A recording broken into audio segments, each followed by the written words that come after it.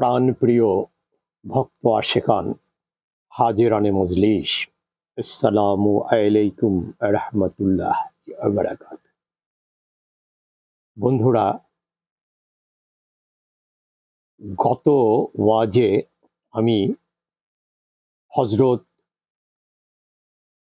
আদম আলাইহিসসালাম ওনার ইন্তেকাল, শীষ নবী এবং তার জামানার তার ইন্তেকালের পরে যে মূর্তি পূজার প্রচলন হয়েছিল সে পর্যন্ত বলেছিলাম। আজ আমি তারপর থেকে বলবো। তো মেহলাইনের মূর্তি পূজা থেকে পৃথিবীতে পূজা স্টাবলিশড হলো, পূজা পার্বণ স্টাবলিশড হলো। তো মানুষ যখন পূজা করা শুরু করলো, তার সাথে সে বিভিন্ন ধরনের অনাচার, অত্যাচার, অবিচার এগুলোর সাথে সে অ্যাকস্টমড হলো। সে করতে করতে তার আত্মা কলুষিত হলো। আল্লাহ সুবহানাহু ওয়া তাআলা দেখলেন ইবলিস যেটা আমারে কইছিল, যে চ্যালেঞ্জ দিছিল, সেটাই তো রাইট হইলো দিনের শেষে, তাই না? এ তো আমার দিনের পথে ফিরে আসতেছে না। ইবলিসই তো জিততে গেল, আমি তো পারলাম না। আল্লাহ তখন কি করলেন? হজরত ইদ্রিস আলাইহিস সালামকে পাঠাইলেন। যেহেতু ইবলিস এই মেহলানের মাধ্যমে কি করলেন, সমস্ত জায়গায় মূর্তির প্রচলন, মূর্তি পূজার প্রচলন করে দিল। অনেকটা সময় চলে গেল। এর মাঝে আল্লাহ সুবহানাহু ওয়া তাআলা হযরত ইদ্রিস আলাইহিস সালাতু ওয়াস সালামকে পাঠালেন মানব জাতির কল্যাণের জন্য, ওনার দিনকে প্রতিষ্ঠিত করার জন্য। তো এখন হযরত ইদ্রিস আলাইহিস সালাতু ওয়াস সালাম ছিলেন হাবিল গোত্রের। তো ওনার নাম ছিল মূলত আখনুক। উনি শিক্ষা, দীক্ষা, জ্ঞানে, গর্বে সেই সময় বেটার দেন বেস্ট, সবার চেয়ে ছিলেন আলাদা।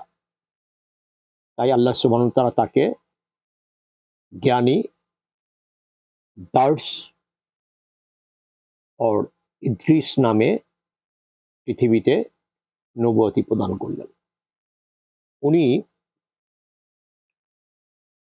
নিজের কাজ নিজে করতেন, অ্যাট দ্য সেম টাইম উনি সেলাই করতেন। ইভেন উনি সেলাই করতেন, নিজে তো করতেনই নিজেরটা, এবং উনি অন্যের কাপড়ও সেলাই করে দিতেন। উনি 12 মাস রোজা রাখতেন। ওনার ইফতার আসতো সেই ভেস্ত থেকে। একবার তার ভেস্তি ইফতার খাওয়ার জন্য হজরত আজরাইল আলাইহিসসালাম মানুষ ভেসে, একজন পথিকের বেশে ওনার বাড়িতে এসে উপস্থিত হলেন। ওনাকে সালাম দিয়া বললেন, হুজুর, শুনছি আপনি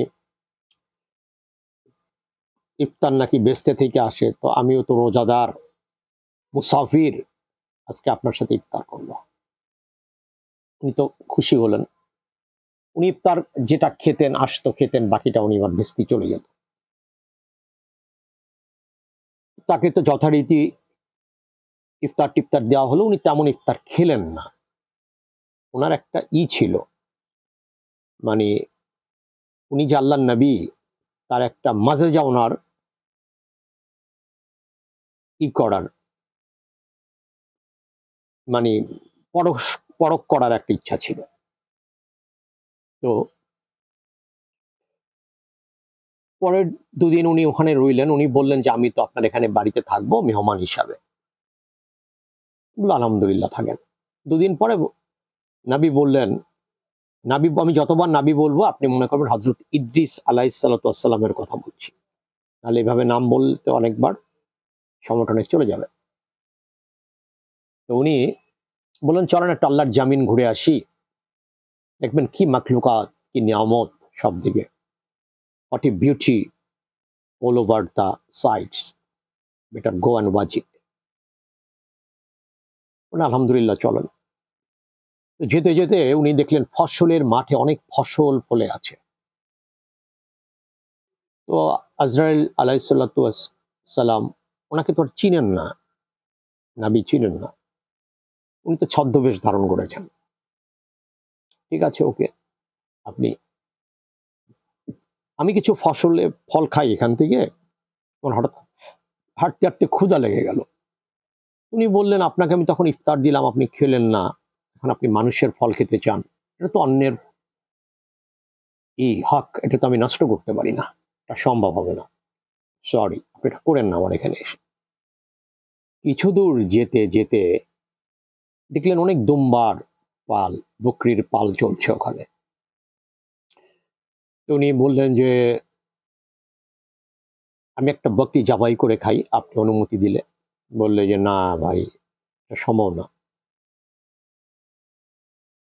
এভাবে পথ চলতে চলতে একটা সময় ওনার একটা সন্দেহ হলো যে, আসলেই আপনি তো বলেন, খবরটা কি আপনার তো হাল হকিকত বেশি সুবিধার মনে হয় না, কেমন জানি আপনার ভিতর থেকে অন্যের জিনিস খাওয়ার প্রবণতা, একটু লিগের গন্ধ পাইতেছি। আমি একটু তামাশা করে বলি, শুনতে ভালো লাগবে, আপনার পরিচয় দেন, খারান, আপনার সাথে যান যাবো না, কেমন মানুষের জিনিস খাইতে যান।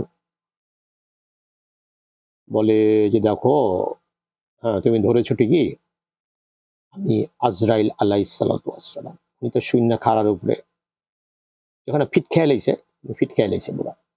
কয় কি আজরাইলের লয়ে ঘুরতাছি আমি পকেটের ভিতরে। আজরাইল শূন্যই ৬ সালাম মেরে দিছে লগে লগে। আহ, হুজুর আপনি আইছেন কি লেগে হ্যাঁ আমারে, আমার কি মরণের টাইম, আপনি কি মালিকুল মওয়াত? বলে হ্যাঁ মালিকুল মওয়াত। আপনি আমার পিছে ঘুরতেছেন কি লেগে? আল্লাহ কি নোটিশ পাঠাইছে আমারে খেয়ালানোর লেগে? সানডে মানডে ক্লোজ আমার না, আপনাকে কোন নোটিশও পাঠায় না, আপনার সানডে মানডে ক্লোজ না, আপনার হায়াত আছে। কিন্তু জিবরাইল আলাইহিস সালাম যে আপনার অনেক প্রশংসা করে, তো আমিও দেখতে চাইলাম যে শয়তানের পাল্লায় পইরা তো মানুষ সুবিধার না খুব একটা। তা আপনার এত গুণ কীর্তন কইতাছে যেহেতু, একটু দেখি। চোখে এসে দেখলাম ঠিকই আপনি যথেষ্ট পরিমাণে আল্লাহর ইবাদত বন্দেগী করেন। তো এটা বলে উনি রওনা করলেন, বললেন যে, ঠিক আছে আলহামদুলিল্লাহ, আমি এখন চলে যাই, আমাকে আপনি বিদায় দেন। বলে যে, মালিকুল মওয়াত, আপনি আমার একটা অনুরোধ রাখেন। কি অনুরোধ? আমার তো কামি একটা দইরা যারে পাই হারে খাড়ার উপরে নাই, আমার একটু খাড়ার উপরে নাই কইরা দেন, আমি মরতে চাই। আমি মৃত্যুর পরে মৃত্যু কষ্ট এবং জিন্দেগিটা কি আমি একটু দেখতে চাই। বলে, এটা তো বাজান আমি পারুম না, আল্লাহর হুকুম নাই। বলে, আল্লাহর হুকুম নাই, হুকুম জোয়ার করেন, যেটা আমার একটা ইচ্ছা। তো আল্লাহর কাছ থেকে হুকুম আই না। বলে যে, ঠিক আছে আলহামদুলিল্লাহ, রেডি হন, আপনার যান কবচ। উনি তো যান কবচ করে লইছে। তো যান কবজের পরে উনি তো আর নাই। এখন সে আজরাইলের সাথে দেখা হচ্ছে, বাট তার জানটা কবজ হয়ে গেছে। এখন আজরাইলের সাথে বলতেছে যে, দেখেন আমি তো এখন মৃত, no more in the universe, আপনি একটু আমাকে দোজকটা দেখান। এত শখ, দোজক যদি আমি দেখি, আল্লাহর ভয়, ইবাদত বন্দেগী একটু, কিন্তু ওই যে শর্ত, আবার আমাকে কিন্তু জীবিত আপনাকে ফিরে আসতে হবে। এটা আজরাইল শর্ত দিয়েছিল যে, আপনাকে যদি আমি জান কবজ করে ফেলি, আপনাকে কিন্তু আবার জীবিত অবস্থায় পৃথিবীতে আসতে হবে। তো দোজক, যে আমাকে একটু দোজকটা যদি দেখান, আমি দোজক দেখে একটু নিজেকে, দোজকের ভয় একটু নিজেকে সংশোধিত করতে পারবো, এবং আল্লাহ রাসূলের হুকুম মানতে, আল্লাহর হুকুম মানতে সুবিধা হবে। তো বললাম, ঠিক আছে, চলেন ঘুরে আসি। দোজক তো দেখছে, কেমন লাগলো জিয়া, কেমন লাগলো? এর আগে মরার পরে কইলো যে, আজকে আপনার যে জানটা কবজ করলাম, জান কবজের অনুভূতিটা কি? কইলে, আর কইেন না ভাই বাজান, মনে হইলো যে শরীর থেকে চামড়া খালায় উড়ে লইছে একদম। দ্বীপ জলে যেমন উড়ায় লায় না নায়কের চামড়া, খাইল্লা খাইল্লা উড়াই লইছে এশা শিকদারের মতো। তো দেখেন, আমি তো আপনার জানটা কবজ করছি, খুবই একটা, এত নরমে কারো জান আমি কবজ করি নাই কখনো, তাইতে এই অবস্থা। তো যদি শক্তি দেয়া করতাম তাহলে তো খবরই আসছিল। তো বলেন কি, এত কম কষ্ট দিয়ে আমার জান কবজ করেছেন, তাইতেই আমার এই অবস্থা। তো দোজকটা দেখা বলে যে দোজক যে দেখলেন, দোজকের অনুভূতিটা কি? আমি তো আর যাইতেই নাই দোজকে, আমার তো কাম হইলো ব্যস্ত দোজকের গেটের বাইরে। আমি হলাম মানুষের হায়াত মৌত লিয়া কাম করি। মৌত আমার ডিপার্টমেন্টই হচ্ছে জান কবজের মামলা। বলে দোজক সম্বন্ধে কি বলবো, সোজা কথা এটা বলন যাব না, ভাষায় প্রকাশ, এটা ভাষায় প্রকাশ করার মতো আমার কোনো ভাষা জ্ঞান নাই। তবে খুবই ভয়াবহ। নজরুল ইসলামরা বলতেছে যে দোজকের আশা তো পূরণ করলেন, আইতাছি যখন কাজটা যাইতাছি, ফুলের বাতাসের গন্ধ পায়, মাওয়া দেহের গাছে ঝুলতাছে, গেটের বাড়িতে দেখান যায়। আমরা কি একটু বেস্তে নিয়ে যাওয়ান যায় না? বেস্তে গেলে কি আবার আইবেন ফেরত? হ্যাঁ, জবান দিলাম আমি। চলেন, জুতা কিন্তু রাইখা যান, বেস্তের গেটের সামনে জুতাটা রাইখা বিসমিল্লাহ কয়া ইদ্রিস নবী ঢুকছে বেস্তে দেখতে। উনি তো ব্যস্ত দেখতেছে, মাশাআল্লাহ খুব সুন্দর। এখন আজরাইল আলাইহিস সালাম বলতেছে যে হুজুর, দোজক দেখলেন, ব্যস্ত দেখলেন, মইরাও গেলেন, দয়া কইরা কি করেন, ফিরে আসেন, আমার হাতে টাইম নেই, আপনার রাইখা দুনিয়াতে আমার অন্য কাম খাই আছে, সেটা সারতে হইব। এখন যেহেতু উনি আল্লাহর নবী, জবান দিয়ে আসছে, তো উনি বলল যে আচ্ছা ঠিক আছে। উনি আইসা কি করলো, ওই আজরাইল আলাইহিস সালামের সাথে দেখা করে জুতাটা পায়ের মধ্যে ঢুকাইয়া দেখা করে উঠা দিছে, আবার দৌড় আইয়া গেটের বাইরে এসে আবার দৌড় দিছে। বলে যে আপনি যে দৌড় দিয়ে ঢুকিয়া গেলেন, ঘটনা কি? বলে ঘটনা কি, আপনার লগে তো আমার জবানা ছিল যে আমি গেটের থেকে বাইরে আসবো, বলছিলাম তো বাইরে আইছি। এখন আমি ঢুকিয়া গেলেন, এখন ঢুকিয়া গেলাম, দুনিয়া যায় কি করবো, আমার তো মরণ হইলো একবার, ফাইন। প্রত্যেকটা ব্যক্তি মৃত্যুর পর একবার দোজক না দেখে ভেস্তে যাবে না, তো আমি দোজকও দেখলাম। দেখছেন নাকি চালাক? এরপর আবার ব্যস্তও দেখলাম, এখন ব্যস্তের মধ্যে ঢুকে রয়েছি, কে যায় দুনিয়াতে কষ্ট মষ্ট করে? আল্লাহ বলে আজরাইল রে, আচ্ছা ঠিক আছে যা, আমার নবী তো, যেহেতু এটা মনের আশাতে ব্যস্ত ছেড়ে যাইব না, আসলে তুই ছেড়ে দিয়া তুই তোর কামে লাগ। এখন এই হইছে হজরত ইদ্রিস আলাইহিস সালামের কাহিনী। শুনতে খুব ভালো লাগছে। অনেকে মনে মনে কইতেছে যে আল্লাহ, আমগো যদি এই সুযোগ সুবিধা থাকতো, মহানবীর উম্মত আমরা পাইলাম না এই সুযোগ, আর ইদ্রিস আলাইহিস সালাম, শীস আলাইহিস সালামের এই বংশধর, আর ব্যাপারে গোষ্ঠীতে একজন খুনিও আছিল, আমার গোষ্ঠীতে তো কোনো খুনি নাই। হে পাইয়া গেল এই সুবিধা, আমি পাইলাম না। আল্লাহর একটা তো দররা একান্ত আছে দরবারে। আসলে দেখেন, এখানে একটা বিচার আছে।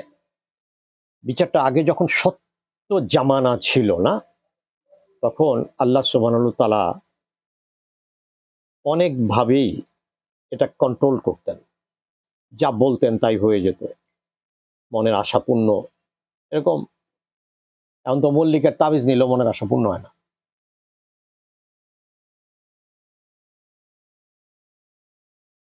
আপনারা একটা জিনিস আমরা যদি চিন্তা করি, প্রথম ধর্ম যদি মূর্তি পূজা হয়ে থাকে, আদম আলাইহিস সালাম থেকে আসছে।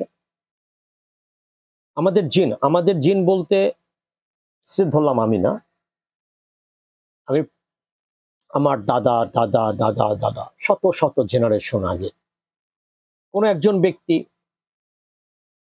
সেই মেহলাইনের মূর্তি পূজা করেছে, সেই সময় ছিল, কিন্তু তখন তো একটা ধর্মটা ছিলই না।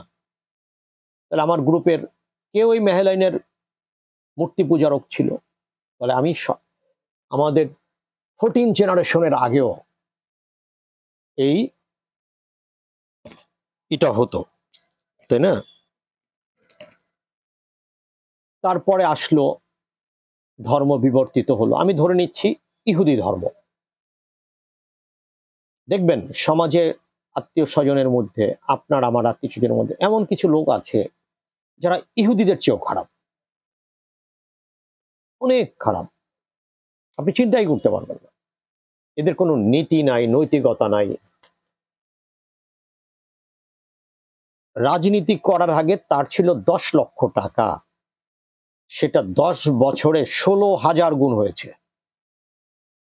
সে নিজেই এমপি হয়েছে, মন্ত্রিত্ব পেয়েছে।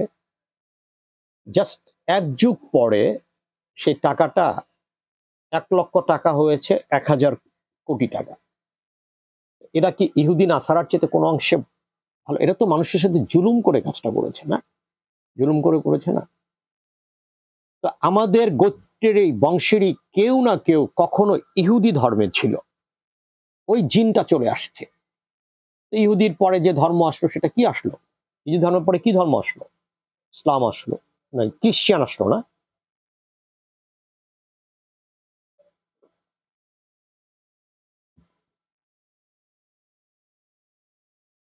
আমি একটু লাল চা খাচ্ছি, ঠিক আছে?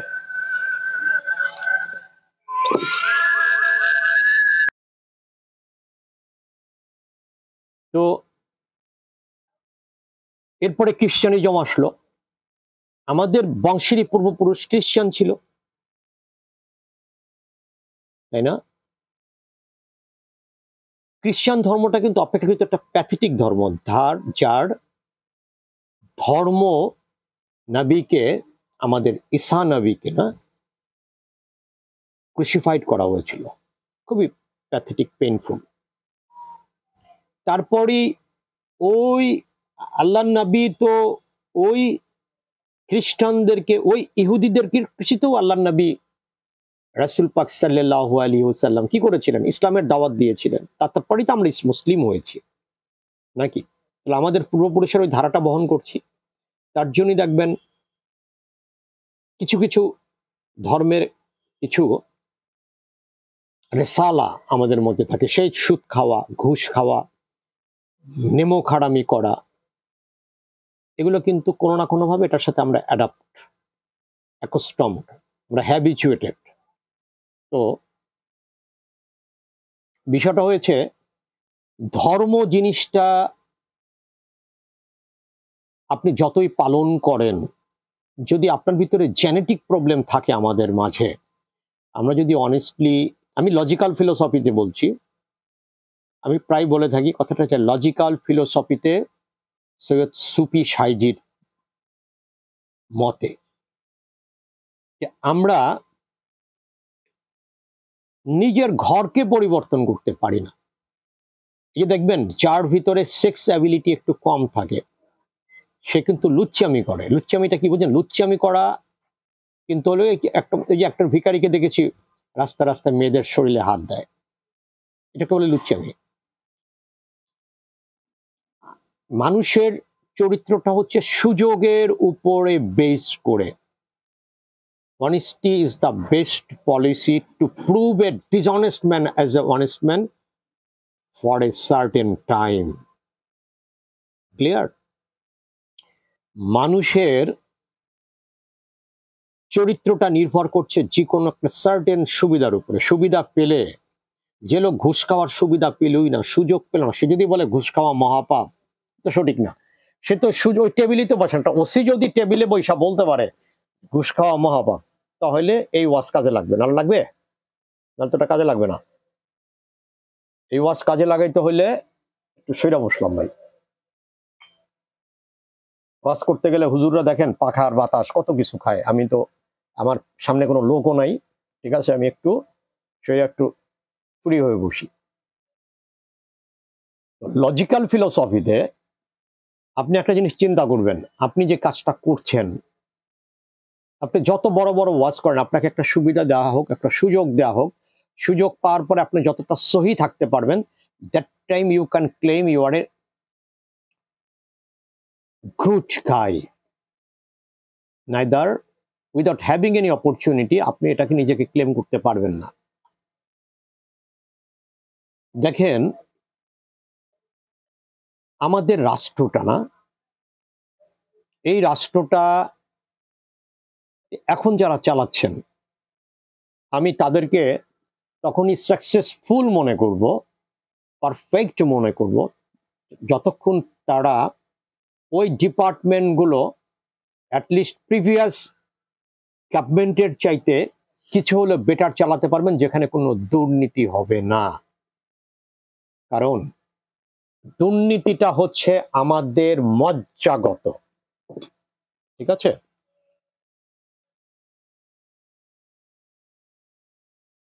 তো এখন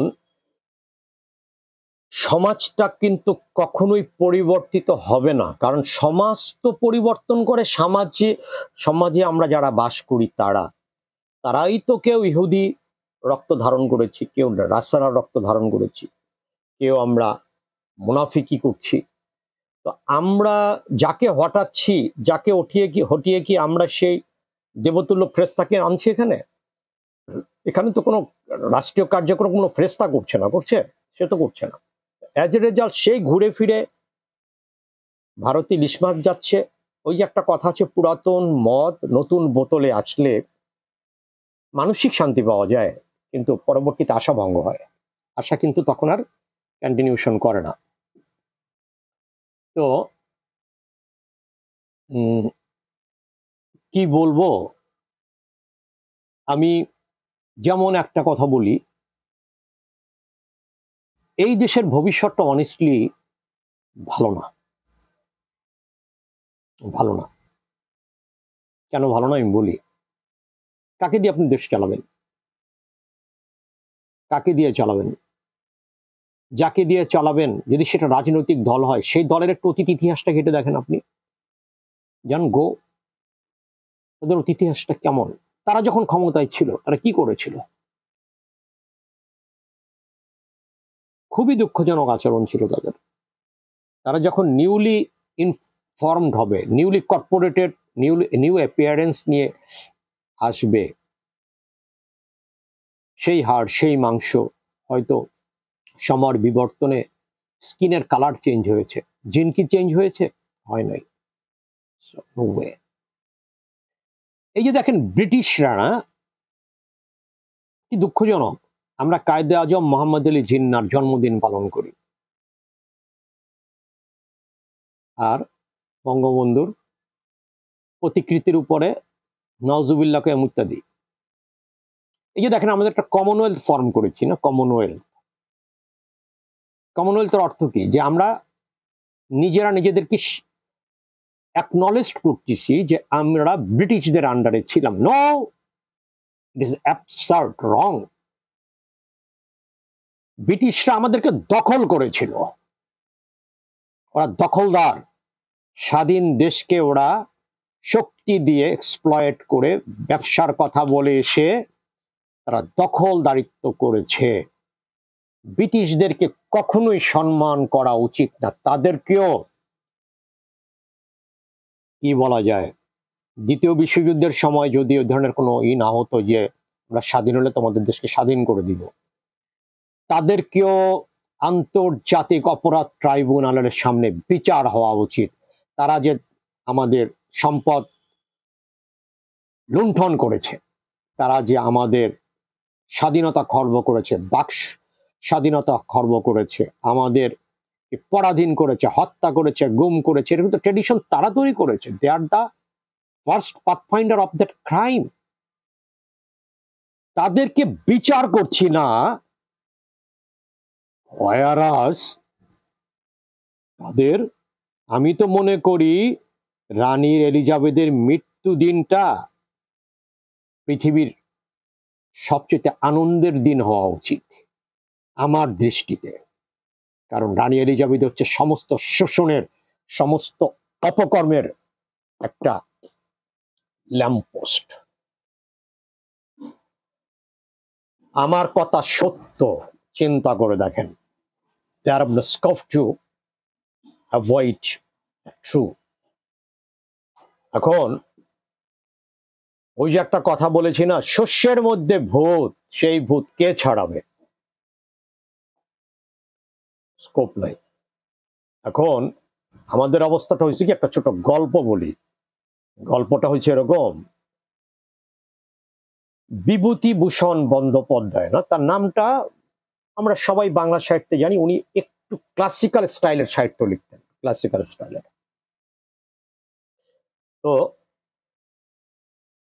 বিভূতিভূষণ বন্দ্যোপাধ্যায় কলকাতা ইউনিভার্সিটির বাংলা ডিপার্টমেন্ট, সেই ডিপার্টমেন্টের বাংলার হেড যিনি ডিন, তাকে নিয়োগ করা হবে, head of the department, Kolkata বিশ্ববিদ্যালয় ইউনিভার্সিটির।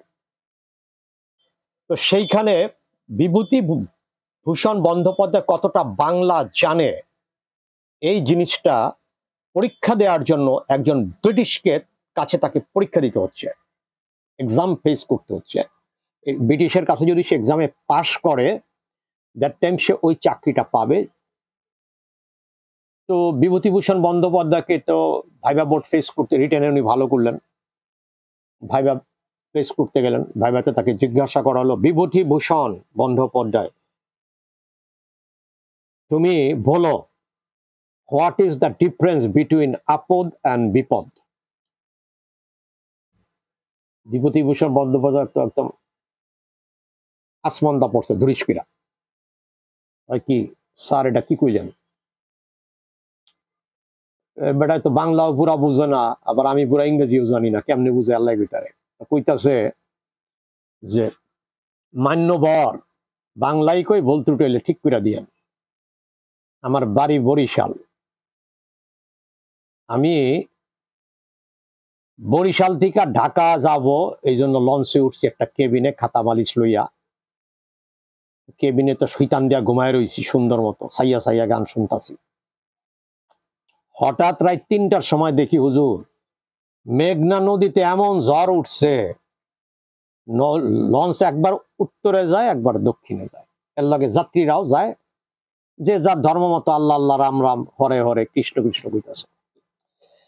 আমি দেখি পালাটা খুবই খারাপ, বুঝা না বুঝা কি করলাম, উঠা একটা কাঁচা মাইর একটা বয়া লইয়া খাড়াই রয়েছি, যে বেতাল বুঝদি যা করে কোথায় পানিতে লাভ দিব, বাঁচলে বাঁচলাম, মল্লে তো ইন্নানিল্লাহ, মল্লে শহীদ। এই যে ঘটনাটা আমার সাথে ঘটলো, সুন্দর মতো লঞ্চ কীর্তনখোলা নদী দিয়া রওনা করলাম বরিশাল টু ঢাকা। এই যে একটা অপকর্ম আমার লগে ঘটলো আল্লাহর তরফ থেকে, হুজুর এইটা হইলো বিপদ। হ্যাঁ বুঝলাম বিপদ। তখন আফত কি আছে বলো? বলে হুজুর আপনি, আমি বিভূতিভূষণ বন্দ্যোপাধ্যায়, আমার সিনে না, এই বাংলার কলিকাতায় কেউ নাই, আমার সাহিত্য আপনার পায়ের কাছে পড়ে রয়েছে দুই একটা লেখা। আমি বাংলা জানি কি জানি না, আমার এই কলিকাতা বিশ্ববিদ্যালয়ে আমাকে পরীক্ষা দিতে হবে বাংলা জানার জন্য ব্রিটিশের কাছে। এটা হলো আমার জন্য একটা আপদ। আপদ না? ঠিক সিমিলার ওয়েতে বাঙালি জাতির কপালে যত রাজনীতি দল আসছে, সব একটা আপদ হিসাবে আসছে। এরা আইসা কি করছে, প্রথম আসছে তো আপদ হিসাবে, গেছে বিপদ বাজায়া। কি বিপদটা বাজায় না দেখেন, আপনার বিদ্যুৎ থাকে না, বিদ্যুৎ থাকে, এমন বিপদ খুঁজলে তো আপনার বাড়ি গাড়ি বেচছে, যে বিদ্যুৎ খাইছেন, বিল তো দিয়েছেন দিয়েছেনি, তারপর আবার বিল পরিশোধ করতে, বিপদ কম আসবে। আপদ সরানোর কথা বইলা রাজনীতিবিদরা যখন ভোট চাবে ভাই, এমন হ্যান্ডশেক করে, মানে হাত ছুটালায়। আমার এই ডাইনাতে কিন্তু এখনো ব্যথা। ওই এরশাদের সময় না কার সময় ইলেকশনে এমন একটা যারা দিছিল, আমগো এলাকার এমপি, যারার ঠেলা হাতে যে ব্যথা পাইছি এখনো এই ব্যথা করে। আর কিছু ব্যথা পাইছি মার্শাল আর্ট প্র্যাকটিস করার সময়। আমি মার্শাল আর্টে, আপনাদের দয়া খুশি হইবেন, ব্ল্যাক বেল্ট পাইছিলাম বহুত আগে। একসময় আমি বডি বিল্ডিং করতাম, মার্শাল আর্ট সবকিছুই শিখেছি আল্লাহ সুবহানাহু ওয়া তাআলার উসিলায়। আপনি ধরে নিতে পারেন আল্লাহর উসিলা আমি একজন 007 এর হিরো, জেমস বন্ডের হিরো। পারি না দুনিয়া, আমার কোনো কাম নাই, আল্লাহর ইচ্ছায়। ডেসপারেট ম্যান, ঠিক আছে, একজন রিটায়ার্ড বলবো না, একজন মুক্তিযুদ্ধ দেখাকালীন দেখা একজন সৈনিক।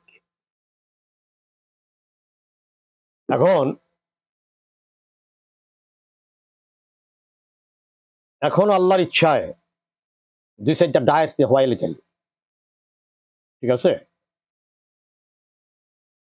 এখন রাজনীতিবিদরা যখন আসবে, তখন এমন একটা মোরাকাবা আপনার লগে করব, মনে হবে যে পারলে আর বউ আপনারা দিয়ে দেয় যদি বিয়া করেন নাই।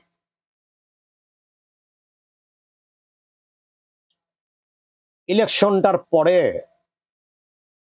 আর বাড়ির পাশ দায়িত্ব গেল, ওই কেটা গেলি রে, জুতা কেন পায়, দিয়ে দিব আপনার একদম আয়না ঘরে ঢুকাইয়া।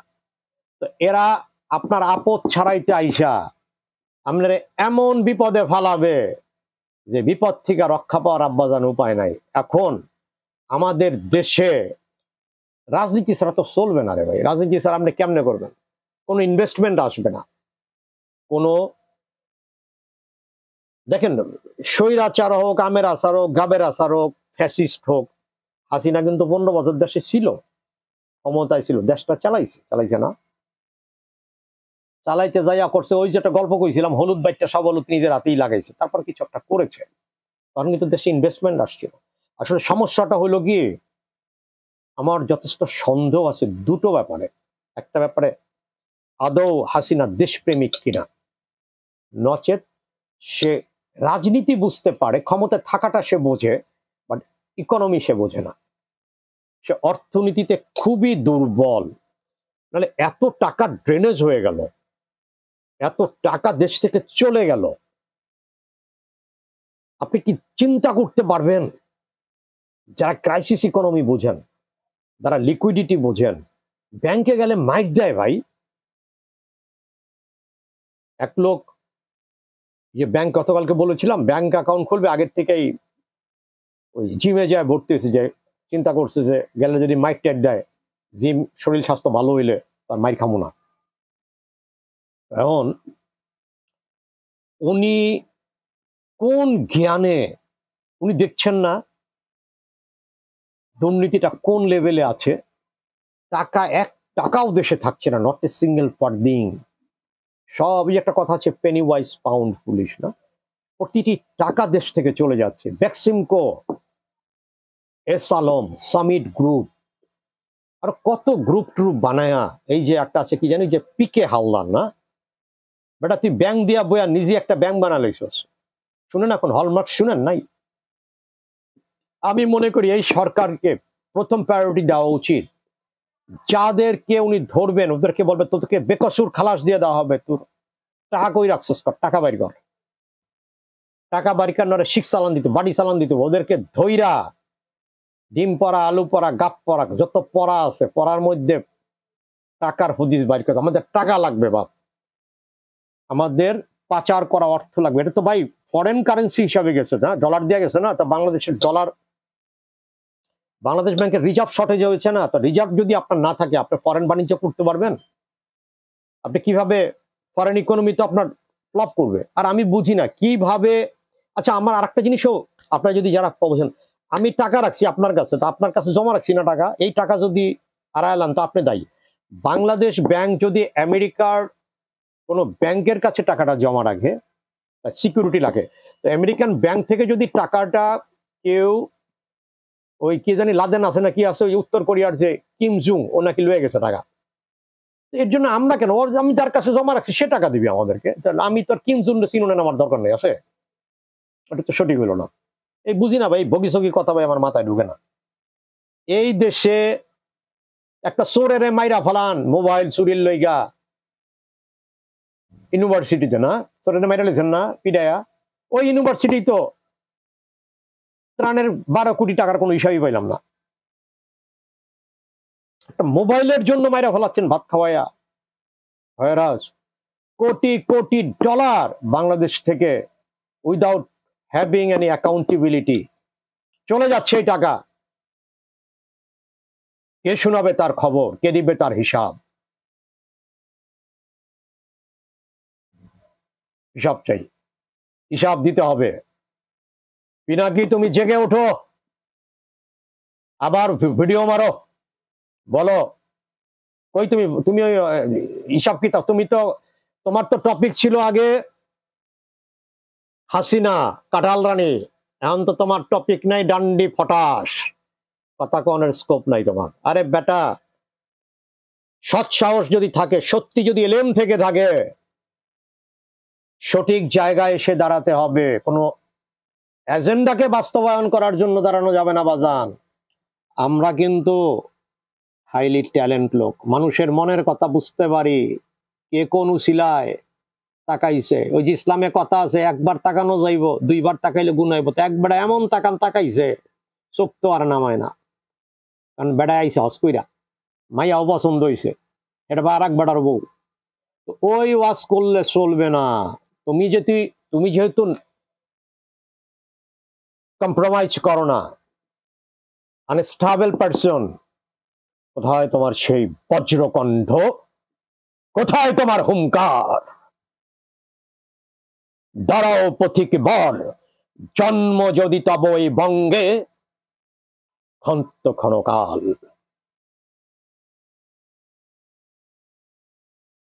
ক্লিয়ার? অনেক দেখেছি, অনেক শুনেছি, আর প্রতারিত হতে চাই না। সত্য জিনিস দেখতে চাই, আর বাড়ি চালান দিয়া চলবো না বাজান। শেফালির মাই কিন্তু অঙ্গ শিখালাইছে। দুইটা দুষ্ট ছেলে, মনোযোগ দিয়ে আমার কথাগুলো শুনেন, ভালো লাগবে। দুটো দুষ্ট ছেলে, বাবা তাদেরকে অঙ্ক শিখাইতে পারে না। একটা মাস্টার ধরে লয়ে আইছে, আইনা কয় কি,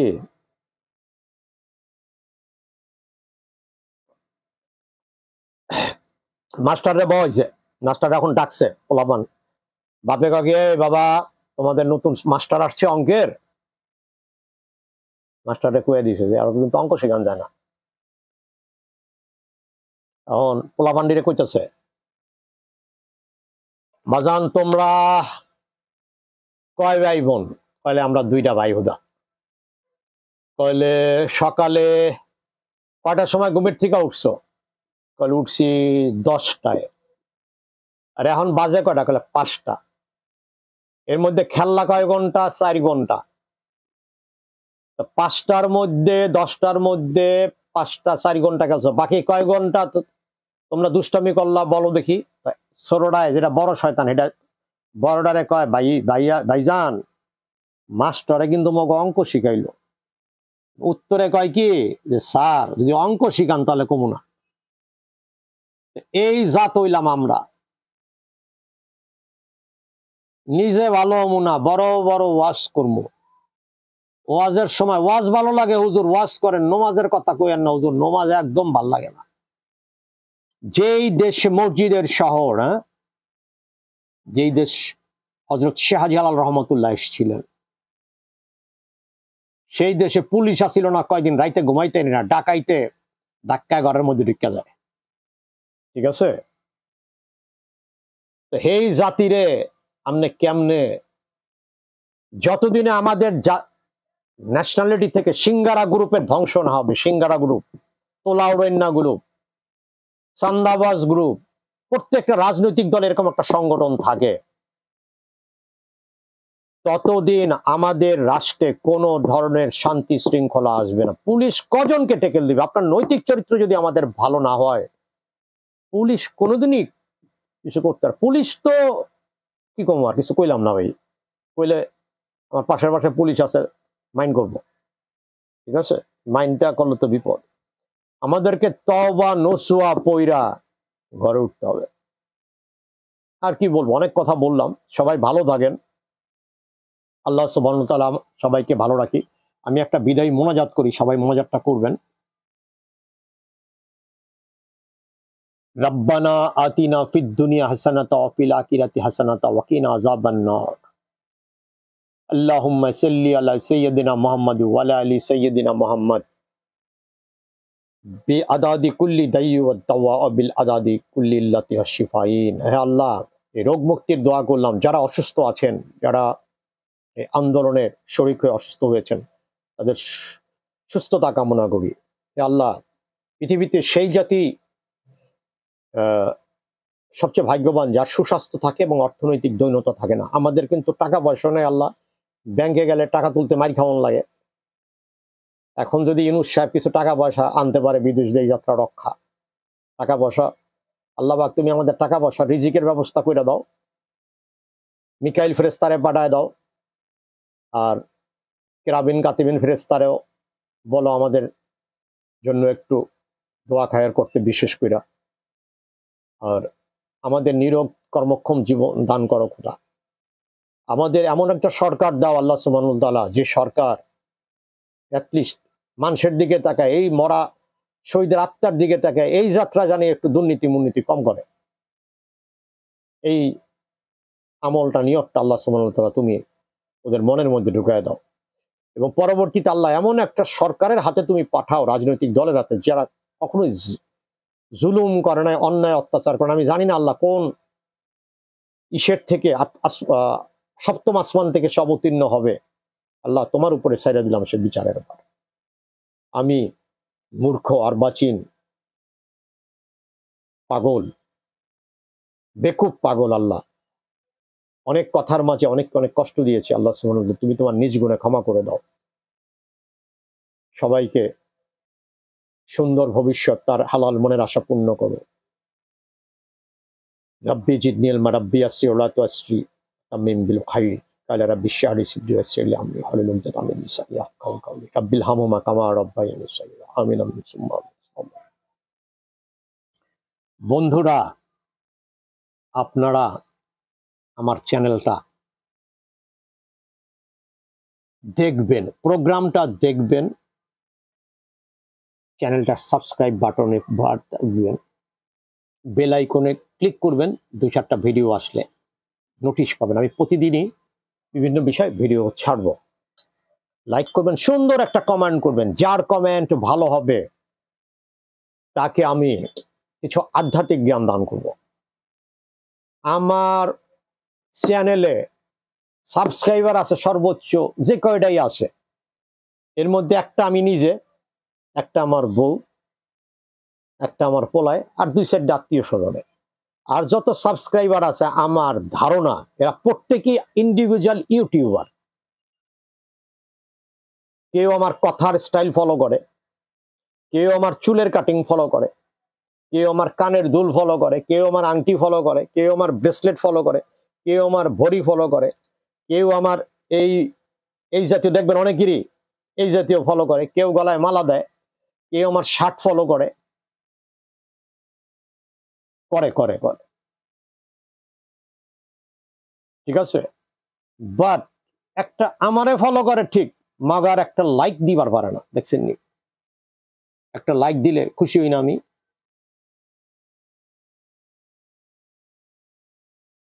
এটা আমার একটা গর্ব আল্লাহ সুবহানাহু ওয়া তাআলার উসিলায়, যে তারা মনের অজান্তে আমাকে তারা অনুসরণ করে। That's a great pride for me to the Almighty Allah. কিন্তু আমি চাই আপনারা আমার সাথে থাকেন। আমি একটা ইউটিউবের, যারা ইউটিউবার আছেন ওনাদেরকে নিয়ে একটা সংগঠন করব। ওনাদের বিপদ আপদ যে কোনো কিছু, যে কোনো প্রবলেম আমরা একটা সংগঠনের মাধ্যমে সবাই সলভ করব। সেই সংগঠনটার নাম দেওয়া হবে ইউনিভার্সাল ইউটিউবার। আল্লাহ সুবহানাহু ওয়া তাআলা যদি হুকুম করেন, যিনি এটার যোগ্য হবেন তিনি এটা নেতৃত্ব দিবেন। নেতৃত্ব দেওয়ার কিছু গুণ থাকতে হয়। প্রথম গুণ থাকতে হয় তার ভিতরে একটা স্পোকার হতে হয় তাকে, তার সৎ সাহস থাকতে হয়, তার কণ্ঠে বলিষ্ঠ কণ্ঠ থাকতে হয়। সে স্বার্থপর হতে যাবে না, মুনাফিক হওয়া যাবে না। সকালে এক কথা বিকালে এক কথা বলা যাবে না। যদি আমরা একটা যদি সবকিছু যদি সংগঠন থাকতে পারে, ইউটিউবারদের একটা সংগঠন থাকতে সমস্যা কই? যারা যারা এই ইউটিউব সংগঠনের সাথে জড়িত হতে চান তারা আমাকে কমেন্ট করবেন। আমি আগামী মাস থেকে ইউটিউব সংগঠনের উপরে কাজ করব ইনশাআল্লাহ। সেটা পৃথিবীব্যাপী হতে পারে, ঠিক আছে? বাংলা ভাষাভাষী, আমি ইংলিশও প্রোগ্রাম করব এখন থেকে, ঠিক আছে? তোমাতে আমাতে এই সত্যই হোক প্রতিষ্ঠিত, জানো তুমিও যে সূর্যের আলো দেখো নাও, আমিও তাতে সমানভাবে ভাগীদার। তুমিও যে প্রকৃতিতে শস্য ফলাও, আমি হয়তো ফলাই না, কিন্তু আমিও যে তার একজন বড় ক্রেতা। তোমাতে আমাতে মিল প্রচুর, বাট অমিল একটাতেই। তোমার চাহিদা অনেক, বাট আহরণের ক্ষমতা খুবই সীমিত। আমার আহরণের ক্ষমতা অনেক, বাট চাহিদা নাই। একটা লজিক্যাল ফিলোসফির কথা ভুলে গেলাম, সৈয়দ সুফি শাহ। झुलकर कहीं दिल जोरते टूटे को दिल तोड़ जाती है, ये फूल बनकर ये खिलते कहीं नहीं दिल में घाटे जो भाटे हैं, ना जाने कैसे पल में बदल जाते हैं ये दुनिया के बदलते रिश्ते। रिश्ते कभी टूटे कहा जो टूट जाए यो रिश्ते नहीं, चुपी है उदासी चुपी है हंसी, तो जिगर मेरे दिल में कभी नहीं। রিশতে কি, সম্পর্কটা কি? আপনার সাথে আমার সম্পর্ক কোনো দিক থেকে কম? যেই বাংলার জমিনে আপনি জন্মগ্রহণ করেছেন সেই জমিনে আমিও জন্মগ্রহণ করেছি। আপনার সাথে কি আমার কোনো রিশতে নেই, সম্পর্ক নেই? আছে। যে নবীর উম্মত আপনি, যে কোরআন আপনি পাঠ করেন, যে মসজিদের মিম্বরে বসে আপনি জুমার বয়ান শোনেন, আমি তো সেখানেই যাই। আপনি যে মাটিতে মিশে যাবেন সেই মাটিতে আমিও মিশে যাই। আমিও যে মাকে মা বলি, পিতার পিতৃত্বকে আমিও তো তোমার মতো সমানভাবেই অনুধাবন করি। কেন তোমার সাথে আমার রিশতে নাই? रिश्ते कभी टूटे कहा जो टूट जाए यो रिश्ते नहीं, चुपी है उदासी चुपी है हंसी, तो जिगर मेरे दिल में कभी नहीं।